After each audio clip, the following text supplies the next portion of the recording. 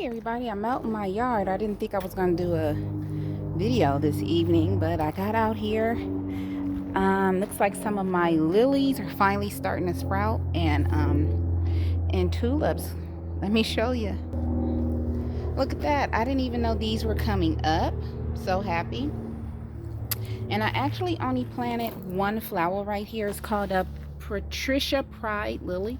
Put it in the middle and it's actually coming up. So I'm happy about that. Um, I hadn't been outside really in a couple of days to water. Like I'll just come out here and water. So I literally went on another aphid hunt. Some cabbages had a lot of aphids infested and some just had a few, and I just sprayed them.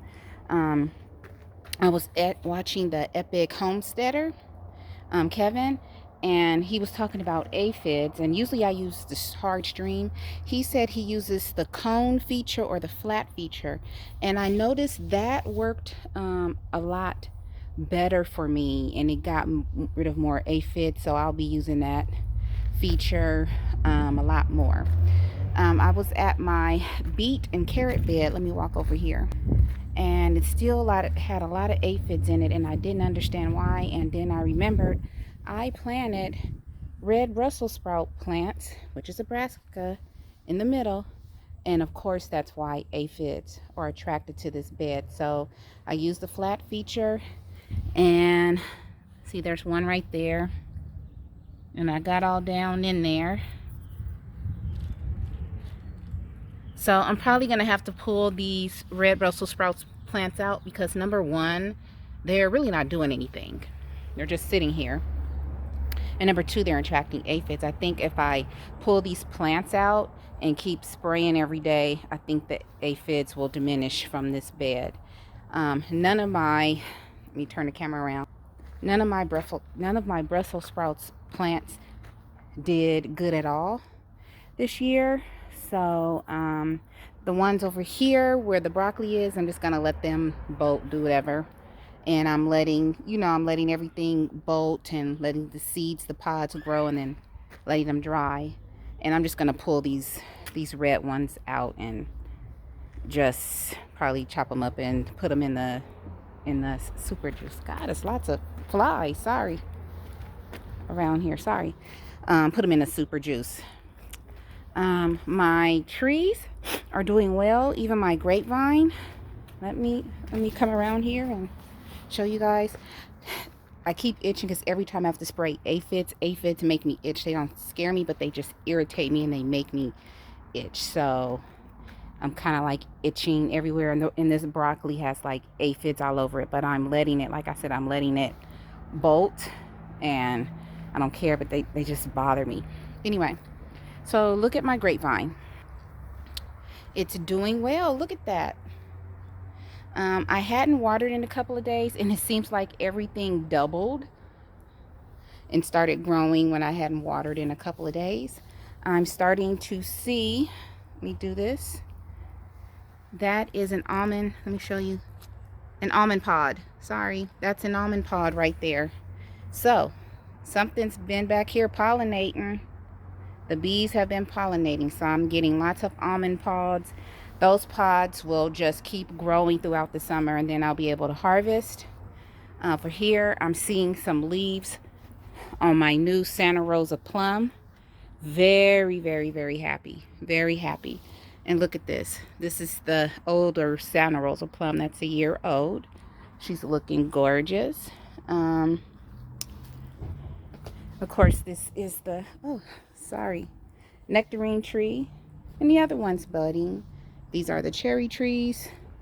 The pear trees, I really don't know what to say. We'll see. I'll just keep on watering them. And this is my navel orange. My navel orange this is, I'm gonna say year 2 or year 3. I've had this. I'm going to say I'm going on year 3, and it always gets these little things and then they fall off. So hopefully they'll do better this year. Yeah, hopefully they'll do better. The ambrosia pomegranate I was worried about is doing fantastic. and so is my eversweet. So my trees and bushes are they're doing pretty good. I'm not, too worried about them. If you come over here, I really sprayed the heck out of my, see, and I see some down in there. Darn it, I thought I got it real good. But at least this one's forming a head. Some of the cabbages are not forming a head, and that's how I know they're really infested with aphids. I pulled out a lot of dead leaves, just threw them in the compost on the side of the house.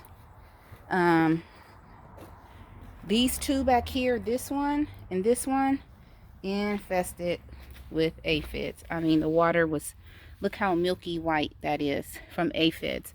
This one it still has some, but it formed a head.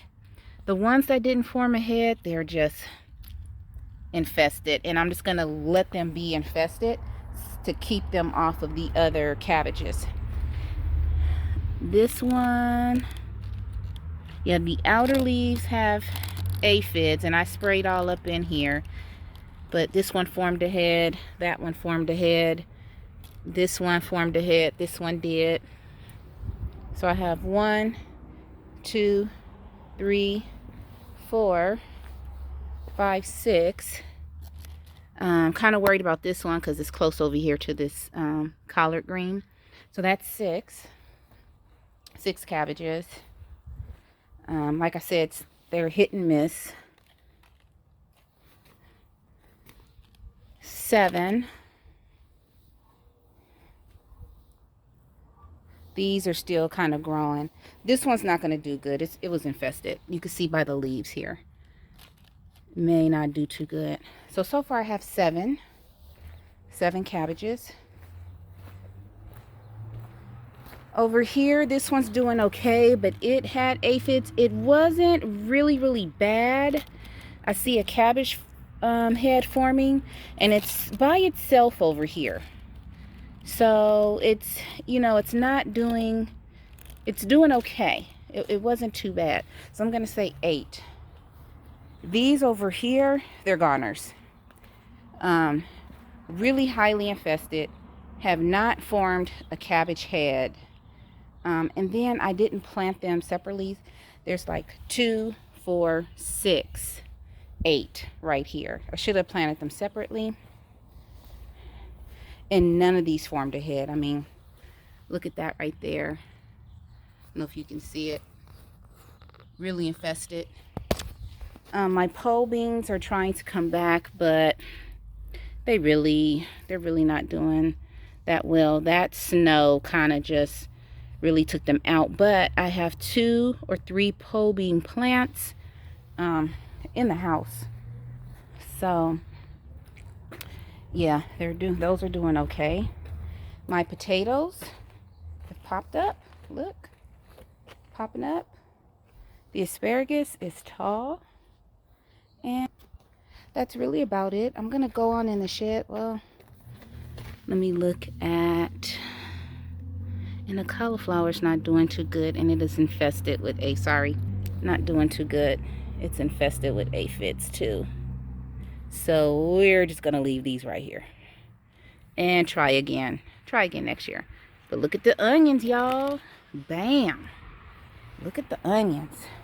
My onions and garlic are doing fabulous. Doing fabulous.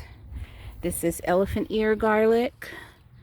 I'm gonna have to start getting around and kind of moving around down here, kind of opening up those bulbs a little bit. Not opening them up, but kind of getting the dirt off of them. Looks like it's an aphid or 2 down here too. Yeah. But that is about it. I'm just letting a lot of stuff bolt except for the cabbages. I'm really working with keeping the aphids off the cabbages. So we might have 6 to 8 cabbages that'll be viable. Now, just to let you know, I'm always talking about aphids in my yard. When I harvest cabbage, I immediately cut them in half and soak them in hot water and salt. Because remember, cabbages grow leaves and they start to compact, and there could be aphids in there. So whatever I harvest, I cut it off, cut it in half, and I soak it in hot water and salt. For some reason, my yard is just like aphid gangster, and it's every year. So this is my third year gardening. I'm trying to figure out how to prevent them. So I'm gonna have to do a lot more companion planting. I did use onions and stuff in the garden beds, but that did not really seem to deter them too much. Maybe I put the onions in too late. So next time what I'll do is I'll plant the bulb onions along with planting the seedlings into the garden beds. Sorry, something flew on me. The garden beds, the garlic and onions into the garden bed. Sorry, I just repeated myself 12 times. And that may help. The lettuce I have, I'm letting it bolt because I got a lot of lettuce and stuff this year. And just start over next year. Try to tend and sift the soil and clean it out next year. And, do what we can. Collect a lot of seeds. But I'm happy. I mean, it's a pest. It wants to eat like you want to eat.